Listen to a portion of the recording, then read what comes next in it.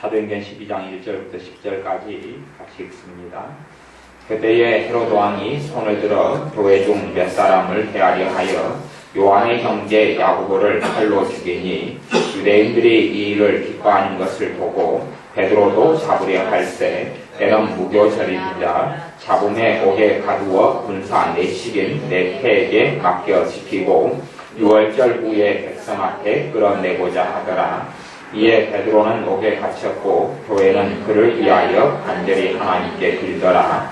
헤롯이 잡아내려고 하는 그 전날 밤에 베드로가 두 군사 틈에서 두 쇠사슬에 매여 누워 자는데 바스꾼들이 문 밖에서 옥을 지키더니 호련히 주의 사자가 곁에 서매 옥중에 광채가 조용하며 또 베드로의 옆구리를 쳐 깨워 가로되 급히 일어나라 하니 쇠사슬이 그 손에서 벗어지더라.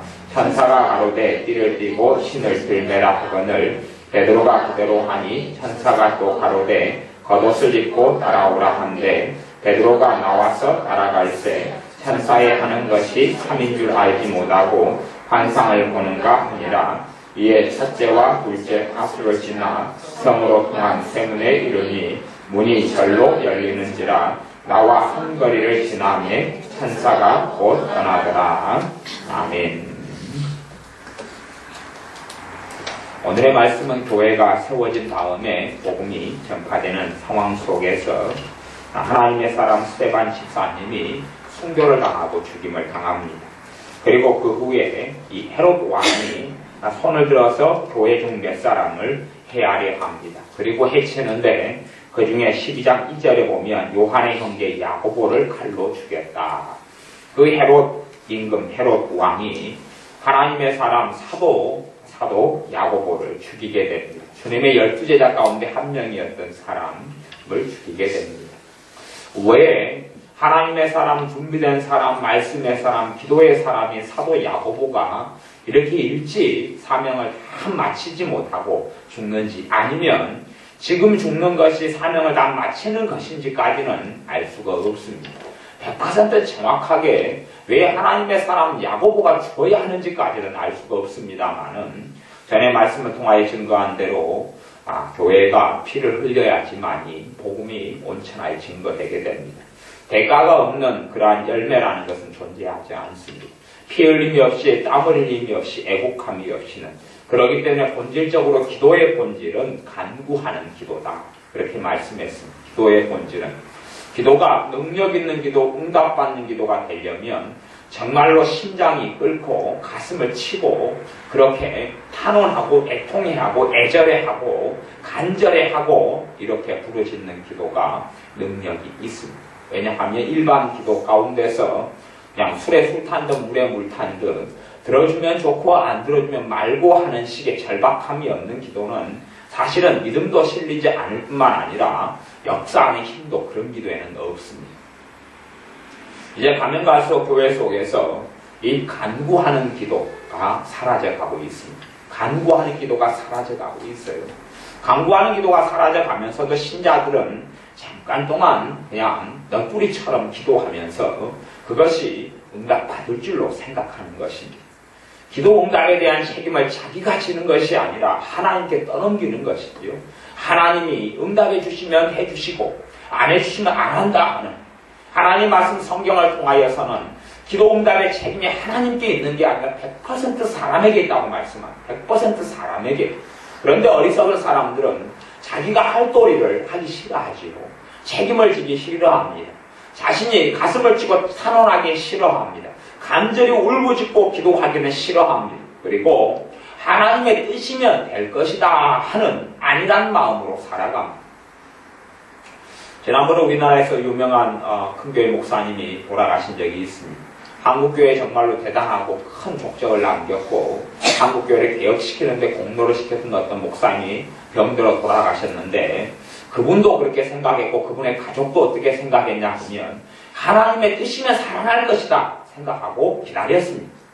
그리고 자신들도 믿었습니다. 가족도 믿었고 본인도 믿었고 많은 사람이 믿었지요. 이분을 통해서 할 일이 많기 때문에 이분을 살리는 것이 하나님의 뜻이다. 그리고 살아날 것이다. 그렇게 믿고 그냥 대강 기도했지요. 돌아가셨습니다. 돌아가시니까 황당한 것이에요. 그리고 여러 가지 이유로 합리화합니다. 그러면 그런 좋은 사람만 살아나는 게 하나님의 뜻이냐? 아니요. 악인도 살아나는 게 하나님의 뜻입니다. 악인도 회개하고 주님 앞에 바르게 서는 게 하나님의 뜻입니다. 죄를 많이 가진 사람도 치유되는 게 하나님의 뜻입니다. 어리석은 사람도 치유되고 또한 주님 앞에서 자유함을 얻는 게 하나님의 뜻입니다.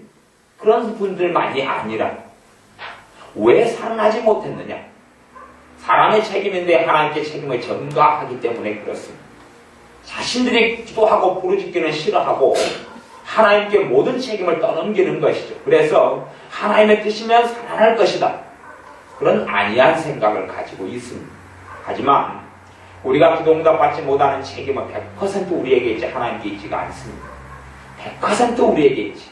왜냐하면 하나님이 하실 일은 다 하셨기 때문에 그렇습니다. 하나님이 하실 일이 십자가를 세우시는 거였고 그의 아들을 십자가에 죽이시는 거였습니다. 그게 하나님이 하실 공이었고 하나님이 하신 사랑이었고 하나님의 사랑에 우리에 대한 울부짖음이었습니다.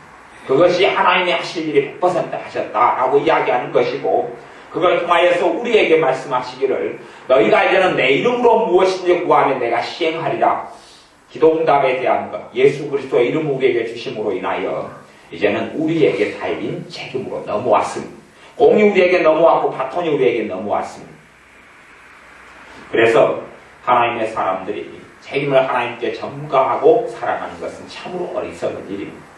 어떤 신학, 어떤 생각, 어떤 합리적인 스스로의 생각을 가지고 하나님은 어떻게 해주실 것이다. 그렇게 하는 게 아니라 본인들이 그 믿음을 가지고 그리고 하나님께 탄원해서 대가를 치르는 기도를 해야 합니다. 대가를 치르는 기도.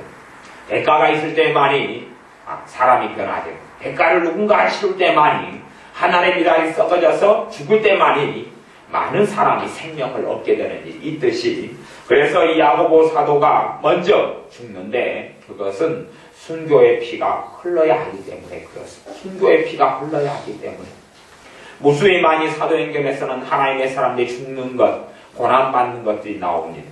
하나님의 사람들은 교회를 위하여 주님의 복음을 위하여 예수 그리스도를 위하여 살았던 사람들입니다. 그렇게 했는데도 불구하고 자동적으로 좋은 일이 생기거나 복음을 위해서 한 3년간 살았더니 하늘에서 돈벼락이 떨어지거나 복음을 위해 한 3년간 살았더니 하나님의 집을 장만해 주거나 행복해지거나 그렇게 기대했다면 어리석은 일입니다. 그렇게 되어지지 아니합니다. 하지만 주님을 위하여 당하는 고난은 그 사람들에게 영광이 됩니다.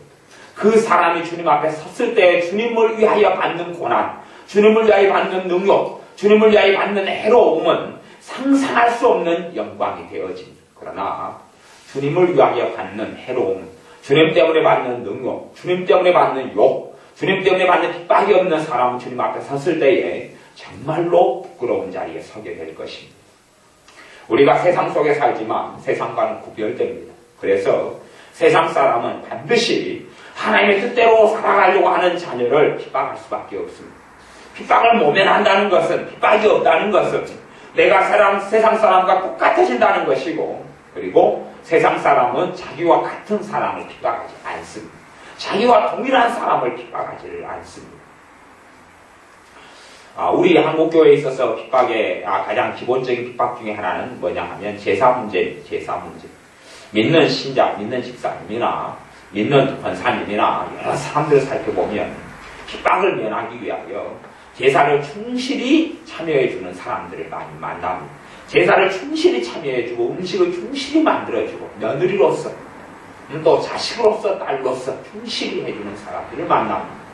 그렇게 같이 살아가면 그래서 살아간다면 전혀 핍박은 받지 않습니다. 하지만 결코 그 사람들에게 덕보되지 않고 복음도 전해지지 않을 뿐만 아니라 조상과 하나님을 귀신과 하나님을 겸하여 섬길 수 없다라고 고린도전서에 말씀했는데 귀신과 하나님을 겸하여 섬기게 되지요. 그 사람이 구원을 받을런지까지 저는 모르겠습니다. 하지만 제가 알고 믿기로는 거의 대부분 초신자, 아직 뭘 모르는 초신자를 빼놓고 얼마를 빼놓고는 다 지옥 갑니다. 다 구원받지 못합니다. 구원받지 못합니다. 명백히 알아야 됩니다. 명백히. 왜냐하면 귀신을 같이 섬기는데 하나님의 상과 귀신의 상에 겸하여 참여치 못하리라 했는데 그걸 참여하고 있는 것이죠. 주님을 사실은 부정하는 것이 부정하는 것. 신자가 교회 집사님이 제사를 같이 지내줍니다. 그러면 도대체 어떤 불신자가 하나님을 믿는단 말입니까? 어떤 사람이 믿고 나온단 말입니까? 핍박은 아깝겠지요. 하지만 주님을 부끄러워하는 것이고 나아가서 주님을 부인하게 하는 것이 부인하는 것이죠. 예를 들어서 내가 장사를 한다 그러면 여러 가지 이제 뭐 사정이 있고 상황이 다 있을 겁니다. 그까지는 다 감안하고 그리고 뭐 이교대 근무하고 경찰 근무하고 뭐 이런 거 다 이제 이런 건 다 감안하고 그냥 일반적인 이야기만 합니다. 특별한 상황은 참 많이 있습니다. 그건 빼놓고 이야기하는 것입니다.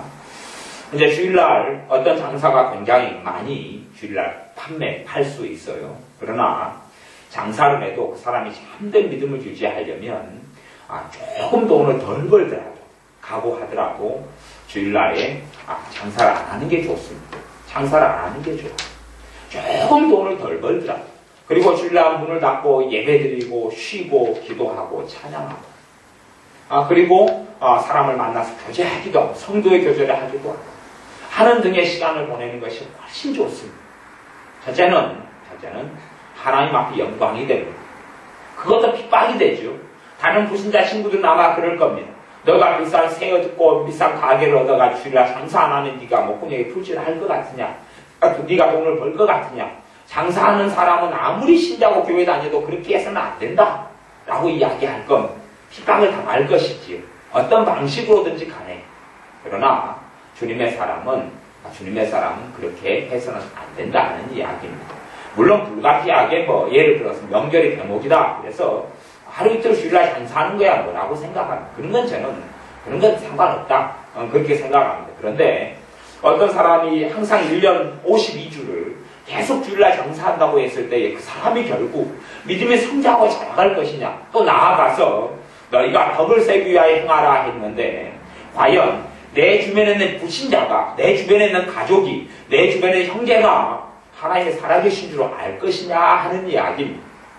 세상 사람의 방식과 똑같이 살아간다면 아마 내 주변 사람들은 나를 핍박하지 않을 것이고 다 이해해주고 다 잘한다 라고 이야기할지 몰라도 하나님 앞에서는 영광도 되지 못할 뿐만 아니라 전혀 주님의 증인으로 살게 되는 일은 없습니다.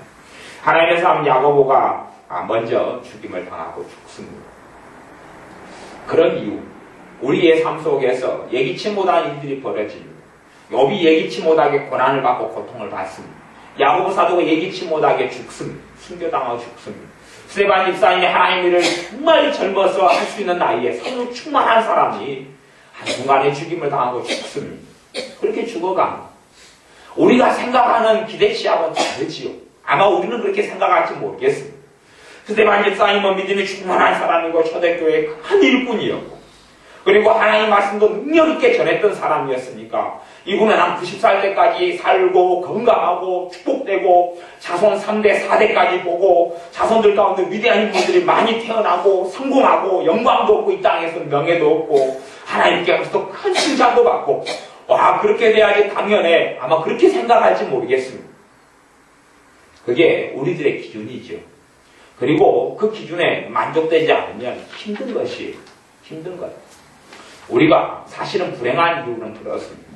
내가 기준을 가지고 있기 때문에 내 기준. 말씀하고 다른 내 기준을 가지고 있어요. 말씀하고 다른 내 기준. 예를 들어 교회 식구들이 있다 그러면 생각해요. 저 집사님은 나를 사랑하니까 나를 이렇게 대우해줘야 돼. 그러면 저 집사님은 나를 사랑하니까 이렇게 대우해줘야 돼. 기준을 가지고 있어요.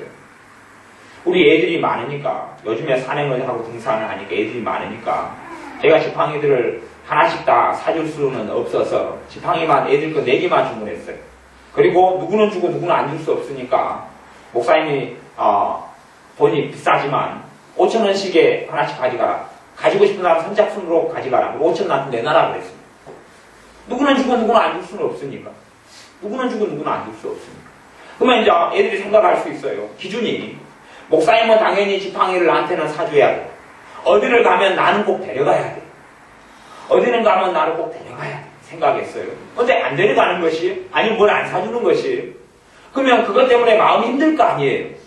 자기는 그렇게 대우받아야 되는데, 기준이 그건데, 대우받아야 되는데, 그렇게 안 받으니까 고통스러운 것이.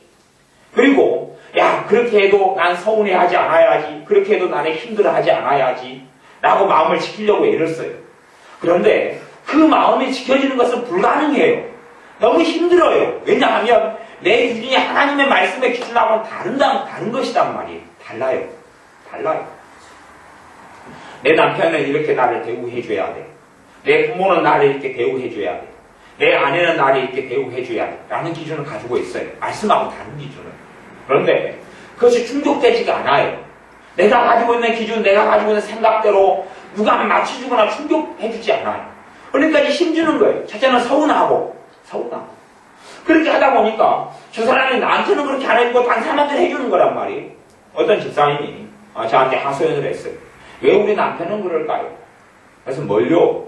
왜 우리 남편은 딴 여자한테는 너무 잘하고 왜 나한테는 잘 안 할까요? 왜 다른 여자를 만나면 다른 여자는 막 서비스해주고 같이 다른 여러 부부들이 동반해가지고 어떤 모임에 가면 다른 아내가 의자에 앉으면 의자를 빼준대요. 자기가 앉으면 니 앉아라 그런데 니 앉아라. 그것도 빨리 못 앉냐 그러고 다른 여자가 앉을 때 의자를 빼줘가 여기 앉으라고 서비스를 해준대요. 그러니까 그것 때문에 이제 뿔이 난 것이 성질이 나서. 근데 이게 한두 번 당하는 일이 아니니까 여러 번 당해왔으니까 우리 결혼서가 10년 넘게 당해왔으니까 저한테 하소연을 해요. 왜 우리 남편은 그럴까요? 딴 여자는 너무 잘해주고 나한테는 그럴까요? 제가 농담으로 남자들은 잡은 고기에는 이 값을 안 준답디다. 그렇게 반농담을 했어요.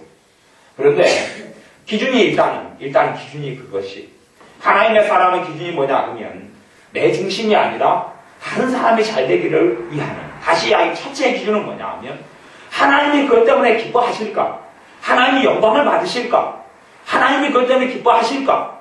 하는 것이 첫째 기준이에요. 그거에 충족되면 하나님의 사람은 만족해야 돼. 그것에 충족되면 하나님의 사람은 기뻐해야 돼. 그게 기준이에요. 다른 기준. 나 때문에 나는 조금 힘들어도 저 사람은 나로 인하여 행복할 수 있다면 그것이 내게 만족이 되는 것. 그게 신자의 기준이에요. 하나님의 사람이 그게 기준이지요. 그 기준에 충족되면 너무 감사한 것이. 왜 하나님의 사람 사도 바울이 복음을 전하면서 굶주리고 헐벗고 고통스러웠느냐? 왜냐하면 자기가 굶주리고 헐벗고 고통스러워서 그 가운데 복음을 전해도 누군가는 예수 그리스도 주님을 만나고 구원을 얻고 생명을 얻거든요. 그리고 사단에게 어둠에서 해방돼서 자유스럽게 나오거든요. 그것이 말할 수 없는 감격이 되었던 거예요. 자기 몸은 고달프고 비참하고 힘들고 허벌고 굶주리고 춥고 그렇게 핍박을 당하는데도 불구하고 다른 영혼이 구원받는 것이 그 사람에게는 가장 큰 감격이었기 때문에 만족하고 행복한 삶을 살았고 또한 더 나아가서 끊임없이 그런 자리 속에 복음의 증인되어 핍박받는 속에 나아갔던 것이 왜냐하면 그 사람의 기준은 그거였으니까. 근데 우리의 기준이 성경과 다른 기준이다 하면 마음 지킴이라는 건 가능하지 않아요. 마음이 지켜진다는 것은 힘들어. 왜? 불가능한 싸움을 싸우는 것이 물을 지킬 만한 것보다 너희 마음을 지키라 생명의 근원이 예수 남인이라 말씀해도 마음을 지키려고 해도 안 되는 것이 저 사람은 나를 만나면 나를 굉장히 반갑고 웃어줘야 돼. 교인이 우리 교인이 50명 있어요. 그러면 주일날 만나면 저 사람은 나를 보자마자 안녕하세요. 그래서 손도 잡아줘야 되는데 전입사님은 내 손을 안 잡아주고 딴 분을 아는 척하고 딴 분하고 이야기하다가 나하고 인사할 기회를 놓쳐버렸어요. 그러면 내 기준이 그거라면 서운할 거 아니에요. 왜 전입사님은 날 보고 웃어주지 않지 손을 잡아주지 않지 그렇게 생각할 거 아니에요. 아니면 아내가 기다려요. 생일 때 되면 내 남편은 생일 때 되면 이 정도는 나한테 해줘야 돼 라는 기준을 가지고 있어요. 그 기준은 성경하고는 아무 상관이 없는 겁니다. 하나님 말씀하고는 아무 상관이 없어요. 하나님의 사람은 그게 안 중요하거든요. 너희가 2벌 옷 가진 사람은 1벌을 주어버리고 2벌 신발 가진 사람은 하나를 주어버리고 기준이 나를 충족시키고 나를 만족시키고 나를 부요하게 하고 나를 행복하게 만들고 영적 부요를 빼놓고 세상 속에서 부요하게 만들고 뭐 어떻게 하는 것은 하나님의 말씀의 기준하고는 전혀 맞지가 않는 것이에요. 그런데 나는 그런 기준을 가지고 있다고 쳐요. 이번에 생일이니까 남편이 최소한 그래도 한 20만원짜리 이상은 뭔가를 나한테 해주거나 돈을 주거나 반지를 해주거나 밍크코트는 아니라도 좋은 옷을 해주거나 뭔가를 해줘야 돼.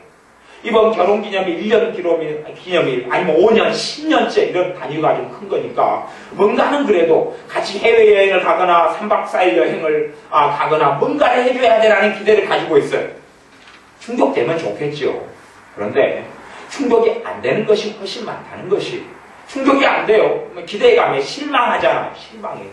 실망하는데 이제 기도를 해요. 근데 자꾸 실망감이 들어요. 그리고 아이고 용서해줘야지. 지금은 그 기대가 다른 기대였다면, 그에 대한 것은 아무런 기대가 없었다면, 왜냐하면 하나님의 자녀는 그런 기대 속에 살지를 않거든요. 하나님의 자녀는 그런 게 필요가 없거든요. 근데 쓸모없는 자기 기대, 자기 기준을 가지고 있다가 이제 용서 문제를 풀어나가야 되는 이상한 일이 벌어져요. 그 기대가 없다면 용서할 필요도 없는 것이에요. 왜? 용서 일고의 가치도 없으니까. 용서의 문제가 아니니까. 해주면 감사하고 안 해줘도 아무 상관없으니까.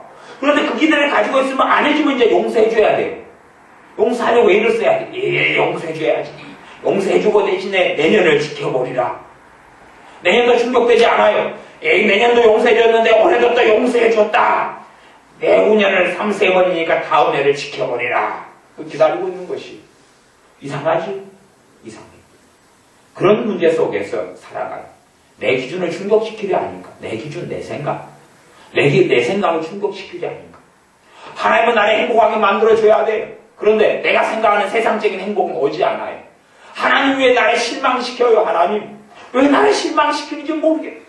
내가 내 기준, 내가 나름대로 내가 원하는 걸 막 기도하면 하나님은 다 들어줘야 되는데 왜 하나님은 다 안 들어줘? 내 기준을 가지고 신앙생활을 해. 내 기준을 가지고 결혼생활을 해. 내 기준을 가지고 사람을 만나요. 내 기준을 가지고 그래. 내 기준에 중독되지 않으면 시기가 나고 질투가 나요. 내 기준에 중독되지 않으면 혈기가 나요. 내 기준에 중독되지 않으면 상처받아요. 서글퍼요. 아파요. 괴로워요. 쓸쓸해요. 내 성적인 사람 말고 하지만 버림받은 것 같아요. 그렇게 되어진. 제가 과보받는 아이들이 굉장히 위험하다 이렇게 많이 가르쳐 왔어요. 자식이 과보받으면. 과보받는 아이들의 특징이 여러 가지가 있는데 그 중에 하나는 가만 살펴보면 밥 먹는 속도가 늦어요.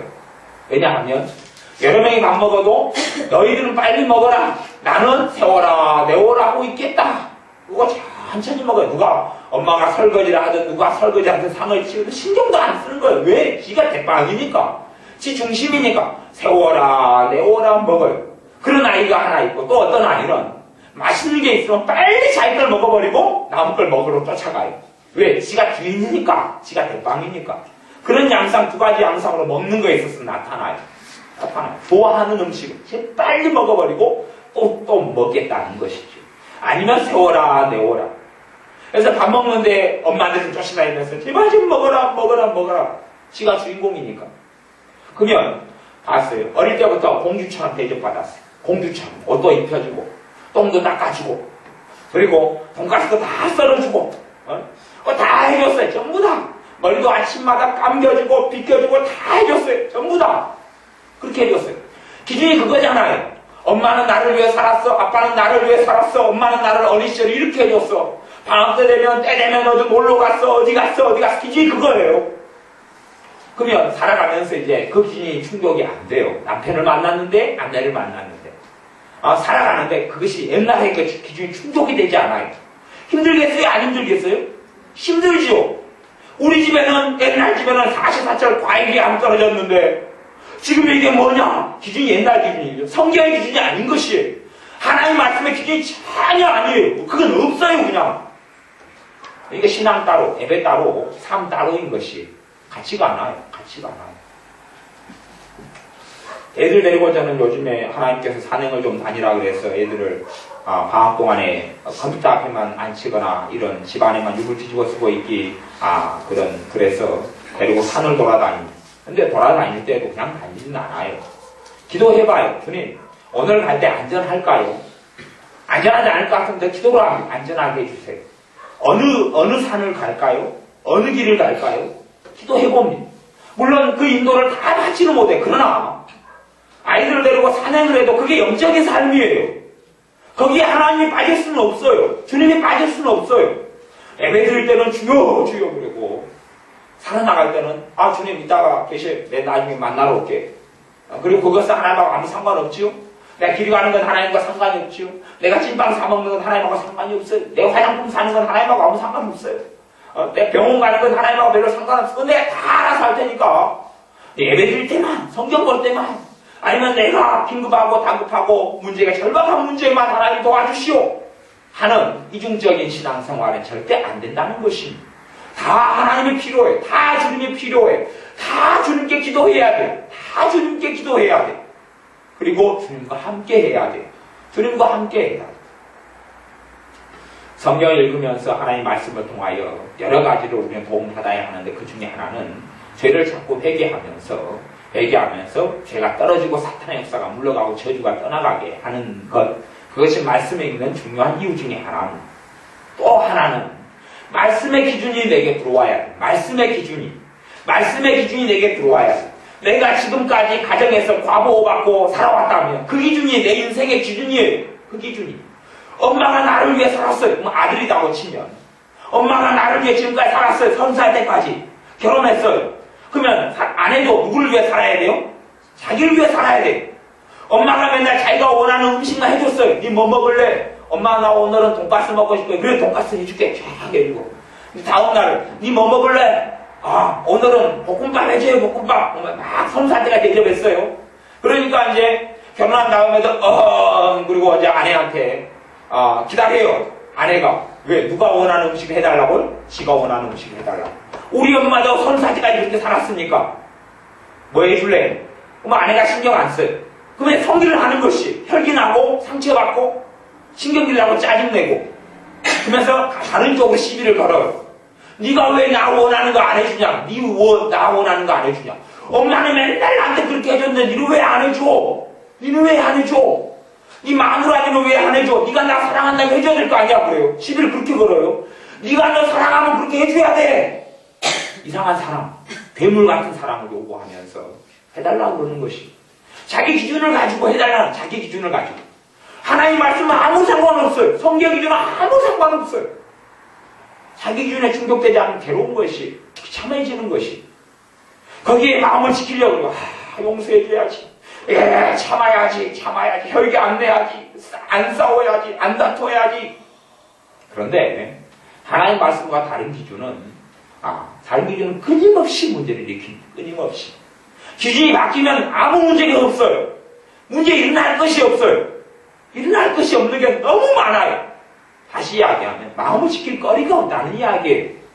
물론 어떤 부분들은 지켜야 하지만 많은 문제는 사라진단 말이죠. 싸울 것이 없는 것이. 그런데 내가 하나님 말씀과 다른 내 개인적이고 이기적이고 내 자기 중심의 기준을 가지고 있다 보니까 싸울 게 너무 많은 것이 너무 많아요.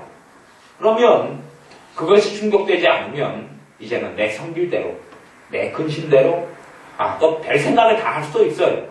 저 사람이 나한테 뭐 서운한 일이 있냐, 삐친 일이 있냐, 이제는 나를 꼴보기 싫냐, 뭐 등등에 시작해서 여러 가지가 문제가 벌어질 수도 있어요.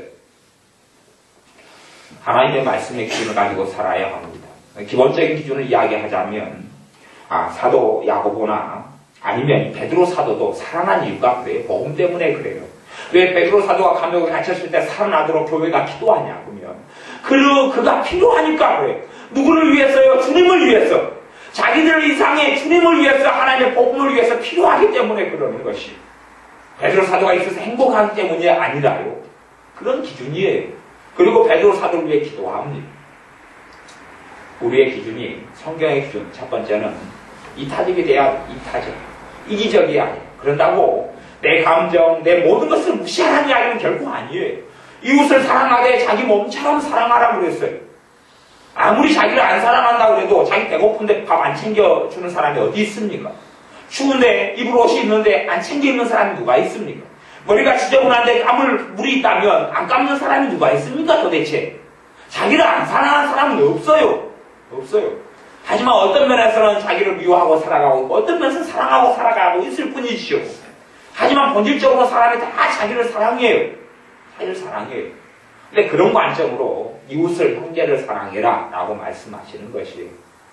자기 사랑은 기본적으로 하는 것이니까 우리의 기준이 다른 사람의 덕을 세우기 위하여 어떻게 하면 저 사람에게 유익이 있을까? 첫째는 물질적으로 돈적으로가 아니라 영적으로 하나님 앞에서 저 사람이 어떻게 하면 하나님을 더 알아갈까? 어떻게 하면 저 사람이 주님 앞에 바로 설까 하는 그런 기준, 그런 하나님 앞에서 바른 이타적인 기준을 가지고 살아가고, 그것이 만족되면 다른 사람을 만족시키려면 내가 희생해야 될 것도 있고 헌신해야 될 것도 있어요. 내가 희생도 하고 헌신도 해야 돼요. 그러니까 저 사람은 만족해 되지요. 그리고 그것이 내게 기쁨이 돼야 돼. 그게 신자애가 가지고 있는 하나님 미랄이 되는 삶이고 희생하고 대가를 치르는 것이에요. 그런데 그것이 없으면 안 되는 것이죠. 저 사람은 나를 위해서 살아줘야 돼요. 남편도 자식도 아내도 나를 위해 살아줘야 된다면, 심지어 하나님도 나를 위해 존재해야 된다면, 그러면 나는 끊임없이 문제 속에서 들어갈 것이에요. 또 우리의 삶 속에 하나씩 그런 걸 찾아내고 문제를 드러내야 됩니다. 내가 가지고 있는 말씀과 다른 기준이 뭐냐? 도대체 내 기대치가 뭐냐? 내 기대치가 뭐냐? 결혼 생활 속에서 내가 남편에게 무엇을 원하느냐? 아내에게 무엇을 원하느냐? 그것하고 하나님의 말씀이 맞느냐? 또한 심지어는 내가 내 자신에게 무엇을 기대하고 원하느냐? 내가 내 자신에게. 그리고 그 기대치가 말씀과 어그러지면 버려야 되고 바꿔야 되는 것이요. 자식은 내게 무엇을 해줘야 되느냐? 그 기대치가 말씀과 맞는가를 확인해야 돼요. 물론 확인하는 것은 쉬운 작업은 결코 아닙니다. 왜냐하면 쉽게 내가 가지고 있는 기준, 내가 가지고 있는 근원적인 가치관, 숨은 생각들이 드러나진 않기 때문에 그렇습니다.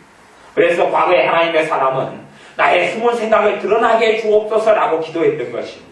하나님, 도대체 내 뱃속에서 무슨 생각을 내가 하고 있습니까? 내 가치관이 도대체 무엇입니까? 하나님 좀 알게 좀 해주십시오라고 과거에 하나님의 사람은 시편을 통해서 기도했던 것입니다. 우리들 속에 그런 잘못된 기준과 가치관이 무너지면 마음 지키기가 훨씬 쉬워집니다. 내 마음으로 시기하거나 질투하거나 싸우거나 상처받거나 서운하거나, 또한 용서의 문제에 직면할 필요들이 상당히 많은 부분에 없어져 가기 시작합니다. 말씀의 기준, 말씀이 그래서 그 안에 숨은 것을 찾아내기는 어렵지만 성령님께 기도하고 조명해 주시면 말씀에 있다가 말씀에 깊이 있는 그 흐름들을 하나씩 알게 되면서 내 기준과 부딪히고 내 생각과 부딪혀서 바뀌어져 갈 때에, 그럴 때에 사실은 우리가 하나님의 영광 받으시면 나도 기뻐하고, 주님이 기뻐하시면 나도 기뻐하고, 그렇기 때문에 우리 주님께서 골고다 언덕을 걸어가신 것이, 주님이 걸어가신 골고다 언덕은 너무나 고통스럽고 너무나 아프고 너무나 비극적이요. 주님이 십자가에 달린 그것은 너무 고통스럽고 너무 수치스럽고 온몸에 피가 마르고 뼈가 마르는 고통을 받았는데, 주님은 십자가에서 다 이루었다고 만족하셨어요. 왜냐하면 그것을 아버지께서 원하셨기 때문에. 그것을 아버지께서 원하셨기 때문에 본인은 너무 비참하고 너무 고통스럽고 너무 아팠는데 다 이루었다라고 만족하셨어요. 이것이 우리의 삶이 되어져야 됩니다. 기도하겠습니다. 아버지 하나님, 우리네 삶 속에서 내 기준, 내 생각, 내 기대치를 가지고 살아가면서 그것과 끊임없이 맞지 않을 때는 책임 전가하고 원망하고 탓하고 불평하고 상처받고 서러워하고 슬퍼하고 탄식합니다. 그러면서 주님의 신자로 성령 충만한 사람으로 살아가기 너무 어렵사오니 우리의 숨은 생각, 우리의 기준을 드러나게 하셔서 하나님의 말씀에 따라서 주님을 영화롭게 하는 것, 주님의 증인이 되는 것, 주님을 기쁘시게 하는 것, 그것이 우리의 가장 중요한 삶의 이유가 되게 하여 주옵소서. 사나 죽으나 주님을 위하여 살고 주님의 영광을 위하여 사는 것이 우리의 가장 귀한 그런 목적과 목표와 기준과 기대치가 되게 하여 주시고, 또한 나아가서 내 형제를 세우고 돕고 사랑하고, 그로 인하여 내 형제가 영적으로 유익이 되고 주님을 더 알아간다면 내가 좀 더 서글프고 힘들고 고통받고 희생하고 헌신해도 참으로 감사하고 좋고 자족하고 만족하고 기뻐할 수 있는 것, 그것이 그런 사람이 우리가 되게 하여 주옵소서. 예수님의 이름으로 기도하옵나이다. 아멘.